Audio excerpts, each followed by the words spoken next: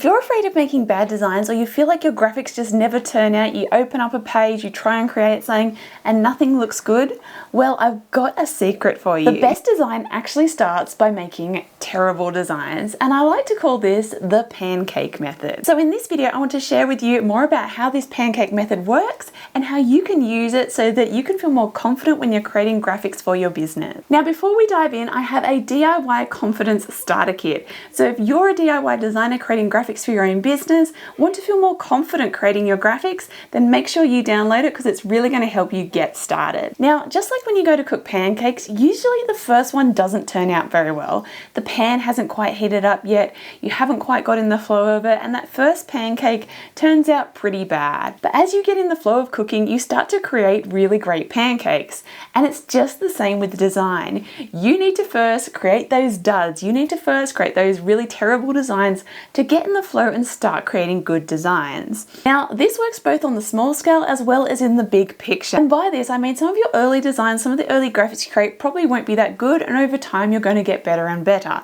because you're going to have that more practice, doing it more often, you're going to see yourself improve and get better at it. And it's the same on the small scale. When you first open up Canva, start creating some things, sometimes you have to actually do some bad designs to get in the flow and start creating some good work once you're in that mindset.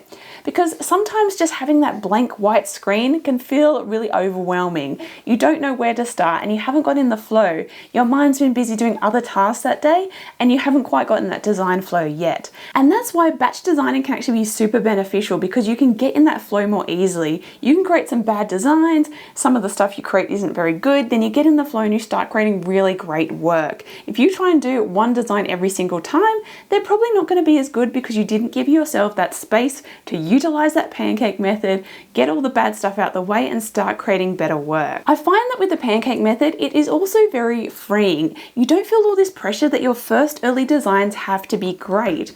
You can just say, let's just get some stuff on the page, let's just create some stuff even if it's not very good, play around, okay, it's all right if that's bad, but let's keep going. And because you've given yourself that freedom, you don't feel that pressure and you can just get into it and you're going to get to the good stuff because of that. If you put too much pressure on and just give up early because they're no good, or you don't give yourself the freedom to say, look, it doesn't matter if this one's bad, I'll just keep going, you're never going to get to the good stuff. So many beginner DIY designers struggle because they don't do this. They go to create designs, they feel like they're not that great and they just give up, or they just put out the bad designs. When you're aware of this method, suddenly you feel like, yes, it doesn't matter. I will get some good designs going. It's okay. I don't have to put whatever I first create out there. Sometimes it's almost like this test run. I've just got to get myself in the flow. And maybe you'll even go back to that bad design and tweak it and make it better. Because as you've gone along, you've got better and more in the flow.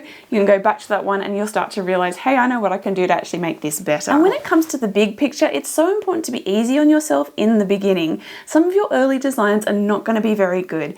But over time, the more you practice, the better you're going to get. Even if you've got all the knowledge of how to do a good design, but you just feel like something's not quite working, your designs aren't quite what you'd like them to be, sometimes it just takes training your eye, getting better and better over time. Even professional designers, their early work isn't always great.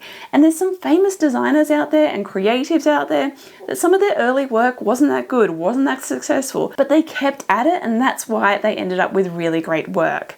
So be easy on yourself. It's okay if some of your early work isn't quite up to par. Keep at it because you're going to get better and better. Now, by using the pancake method, you're going to iterate faster. You're going to be able to just get more designs out. You can get feedback quicker. Start just creating things, getting them in front of people, asking other designers or asking other business people, what do you think of this? What do you think of that?